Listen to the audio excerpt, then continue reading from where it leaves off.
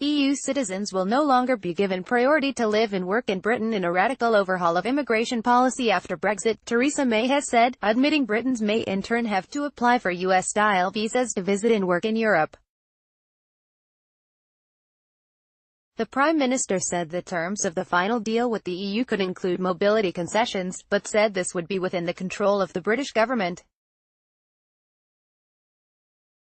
The Home Secretary, Sajid Javid, said the government might consider dropping the cap on high-skilled visas altogether, a move recommended by a Migration Advisory Committee report. Announcing the policy overnight, May said it ends freedom of movement once and for all, and that British tourists and workers would also be likely to face restrictions travelling in the EU, depending on the final outcome of the Brexit talks. However, when questioned during a morning tour of broadcasters about the difficulties UK citizens might face when travelling to Europe, she would only say it was part of the negotiations. She did not rule out Britons having to apply for US-style visa waiver forms to visit the EU after Brexit, saying she expected arrangements to be reciprocal. Under the policy, she said, highly skilled workers who wanted to live and work in Britain would be given priority, while low-skilled immigration would be curbed, though the final terms are expected to be subject to the Brexit negotiations. Speaking on BBC Radio 4's Today programme, May said she was not ruling out mobility concessions as part of a future Brexit deal, and that tourism and business travel were a component of the negotiations. In any trade deal countries do, there are normally parts of that which are about things like movement of business people, and so forth, she said.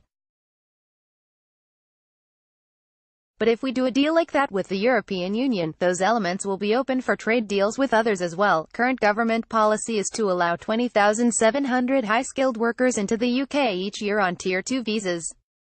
Speaking at a fringe meeting on Tuesday, Javid said he would be looking at better ways of controlling migration than a restrictive cap. I will consider that. We've not made a decision yet, he said. May said the government wanted British people to fill the vacancies in areas such as hospitality and social care, which rely heavily on EU migrants, effectively ruling out an exemption for certain sectors. We'll ensure we recognize the needs of the economy, she said. If you look at these low-skilled areas, we hope there will be the ability to train people here in the UK to take jobs. May said the government was already piloting a seasonal scheme for agricultural workers but said she was reluctant to commit to exemptions for other sectors. I'm not saying there are suddenly going to be lots of sectors of the economy which are going to have exemptions, which means you no longer have an immigration policy, she said.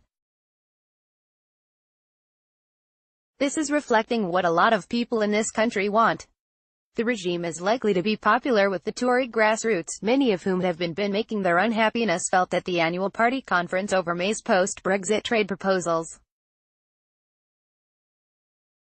The announcement came before a speech at Fringe event by the former Foreign Secretary Boris Johnson, a harsh critic of the Prime Minister's Brexit plans, which was expected to dominate the third day of the conference in Birmingham. May said in a statement announcing the policy, for the first time in decades, it will be this country that controls and chooses who we want to come here.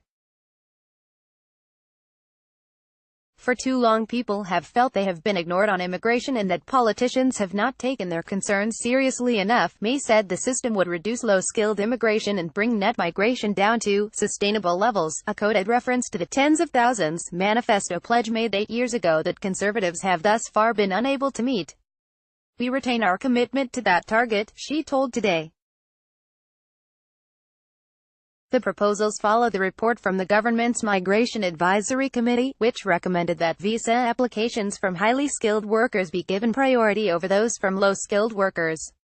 The committee also said that offering concessions on immigration to the EU could be, potentially, something of value to offer in the negotiations, though it did not formally recommend this.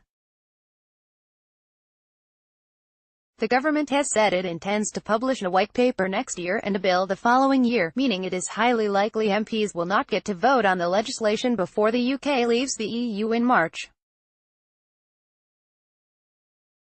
Downing Street said there would be routes for short-stay business trips and tourists and for those who want to live and work for longer in the UK, as well as passport e-gates to make travelling faster for short-stay visitors.